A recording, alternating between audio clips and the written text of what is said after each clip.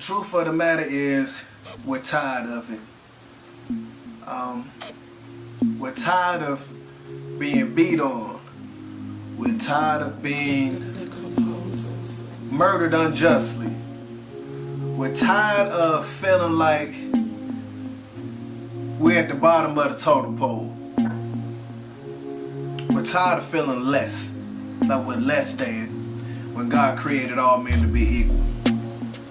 You know, in light of this Mike Brown situation, well, first off, before I even start there, I just want to say that by no means am I saying that Mike Brown was right.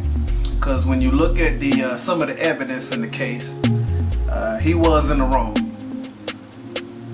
You know, it seems like he made a bad decision and ended up being in a tough situation that was self-inflicted.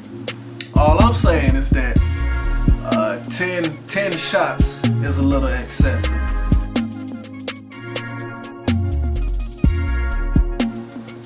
But we're tired of it. We're tired of it. It seems like every year or every few months, it seems like the justice system it fails us. A prime example, I hear a 18-year-old boy just got 23 years in jail because of armed robbery, because he killed a police dog during the process.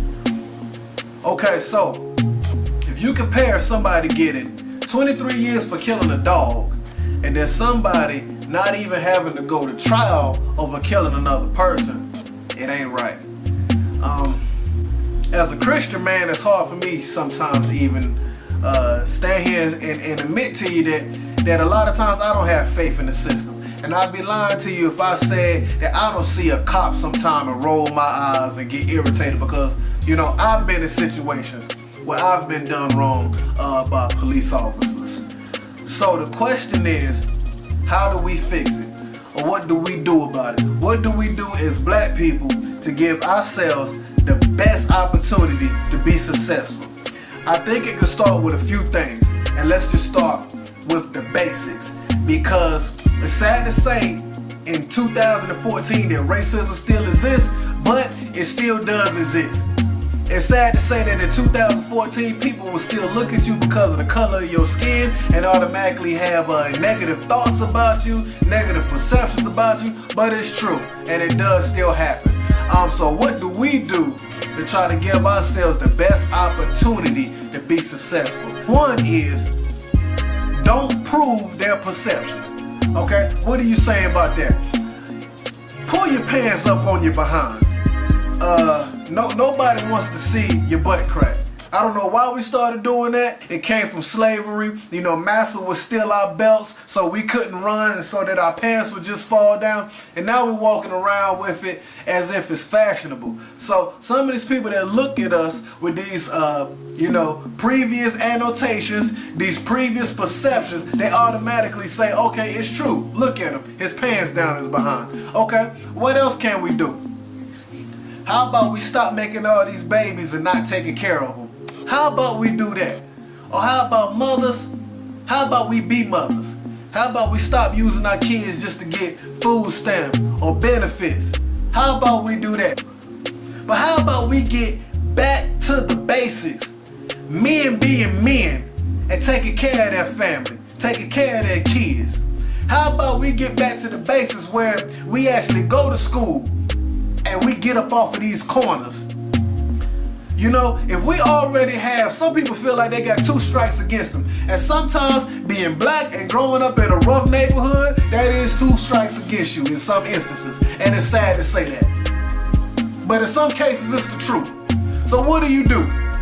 If you got 2 strikes against you already, then you have to know that in your mind that you got to work harder than everybody else. That means you got to go to school. You got to learn something. Bachelor's degree might not be enough for you. You might gotta get a master's degree or a doctorate. What do we do to be better? How about we work hard and get up off the couch just drinking and smoking weed all day? How about it? How about it, man? And this ain't everybody. This ain't everybody at all. We have many successful black leaders, black people in the government. we got business owners, we got doctors, we got lawyers, but it seems like those are the ones that are the less publicized. Those are the ones that don't get the attention. The ones that get the attention whenever there's a news camera around is the crackhead with one tooth in the mouth that's saying something stupid on camera. Why are we painted with such a negative perception? Why?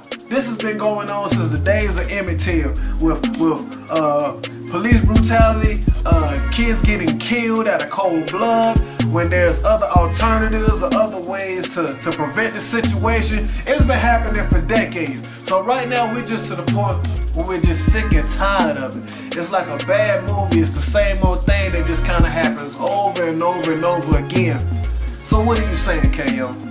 What I'm saying is, in this day and age, the Bible warned us about a lot of this stuff, but in this day and age, this is where you're going to have to rely on God the most.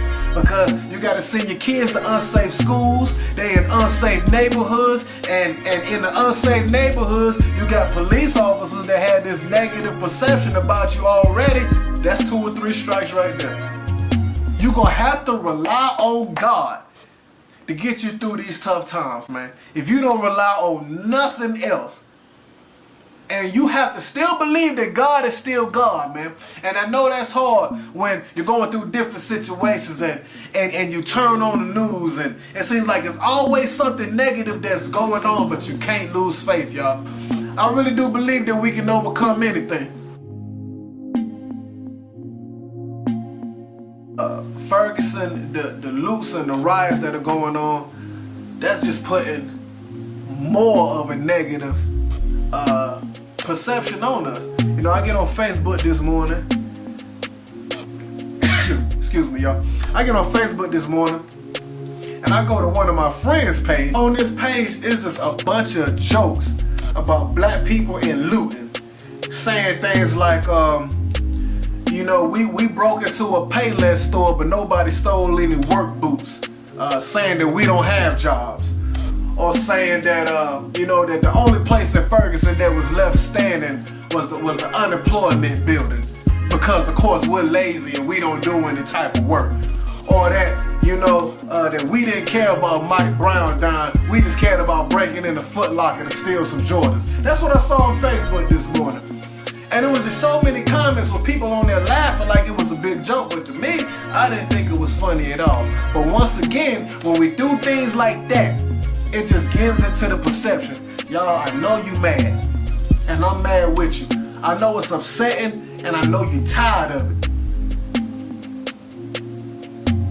And it's frustrating. Because you feel like you're all alone in this battle. You feel like nobody's listening. You feel like nobody cares. You black, your life don't matter. That's how you feel. And I understand that, man. And it's hard to say this, but we can't repay a negative with another negative. We can't. We can't, y'all. We serve a God of love. So us going out here retaliating, even though they do it to us, all it is gonna do is just give into that perception. All it is gonna build up those stereotypes. So this is the time for us to come together as a people like we've never come together before.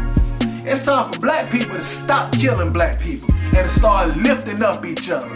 It's time for us to start supporting our own local businesses. It's time for us to help support one another instead of tearing each other down. Because until that happens, the perception will never change, y'all. The perception will never change until we support one another. That's it.